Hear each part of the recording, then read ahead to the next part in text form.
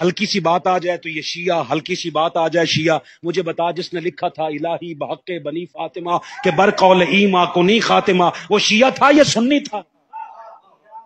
یہ ابھی جس کا پڑھ رہے تھے صلو علیہ وآلہ، وہ شیعہ تھا یا سنی تھا؟ بتا تو صحیح طرح۔ کمال ہو گئی۔ ہونا پتہ ہے کیا چاہیے تھا؟ اگر غیرت کی کوئی خیرات ملتی، ہونا خلیل بھائی یہ چاہیے تھا کہ جب بھی بندہ اہل بیت اطہار کی بات کرتا نا، بندے کہتے اوے اینی اہل بیت اطہار دی گل کردا ہے، لگدا ہے پکا سنی ہے۔ تو ہونا تو یہ چاہیے تھا کہ کوئی اہل بیت اطہار کی بات سنے تو بندہ کہتے یار بڑا پکا سنی ہے۔ کیسا جاہل ہے بندہ، بات رسول کے خاندان کی سن کے اپنے پلے میں نہیں رکھ رہا، بات شیعوں کے پلے میں دے رہا ہے، لگتا ہے شیعہ ہے۔ میں نے کہا اگر تو یہی سمجھتا ہے تو پھر ہم سے بڑا شیعہ اللہ کرے کائنات میں پیدا ہی کوئی نہ ہو۔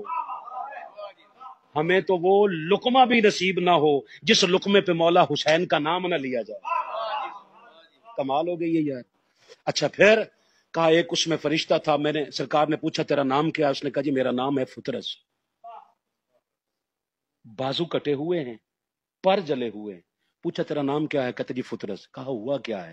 کہا جی میں نا اللہ کے مقرب فرشتوں میں سے تھا، میں نے ایک دن آسمان سے زمین کی جانب دیکھا ایک ایسا بندہ جس کے بازو بھی نہیں تھے، جس کے پیر بھی نہیں تھے، وہ زمین پہ رینگ رہا تھا، میری زبان سے ایک جملہ بے ساختہ نکلا، اے دبی کو جینا ہے۔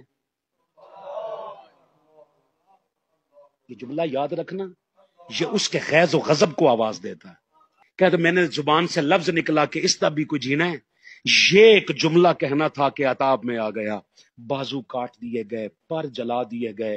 کہتے ایک جزیرے میں اللہ نے مجھے پھینک دیا، میں 700 سال پڑا روتا رہا ہوں ایک جملے کی وجہ سے۔ ہوئے ہوئے ہوئے، ایک جملے کی وجہ سے 700 سال عطاب ہے۔ ہاں آج اگر عطاب نہیں آتا کروڑ جملوں کے بعد بھی تو یاد رکھنا روک لیتی ہے اس آپ کی نسبت، تیر جتنے بھی ہم پہ چلتے ہیں یہ کرم ہے حضور کا ہم پر آنے والے عذاب ٹلتے۔ کہا 700 سال پڑا روتا رہا ہوں، آج فرشتے آ رہے تھے نا 4,24,000 ولادت حسین کی مبارکباد دینے، انہاں مینوں پہچان لیا، کہنے لگے فترس چل آ آج موقع بڑا اچھا ہی، آج کائنات بھکارن بنی ہوئی ہے اور کائنات کا سخی آج تقسیم کر رہا ہے۔ آج جس کا جو ظرف ہے وہ مانگتا ہے در زہرا سے عطا ہو رہا ہے، چل تو بھی آ، حضور آج شفائی عطا کر دے۔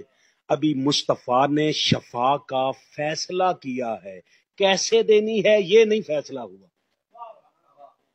بھئی سرکار چاہیں تو لعاب عطا فرما دیتے تو شفا مل جاتی، سرکار فرماتے تو حکم کر دیتے شفا مل جاتی، مگر سرکار نے فیصلہ کیا کہ شفا دینی ہے، مگر کیسے؟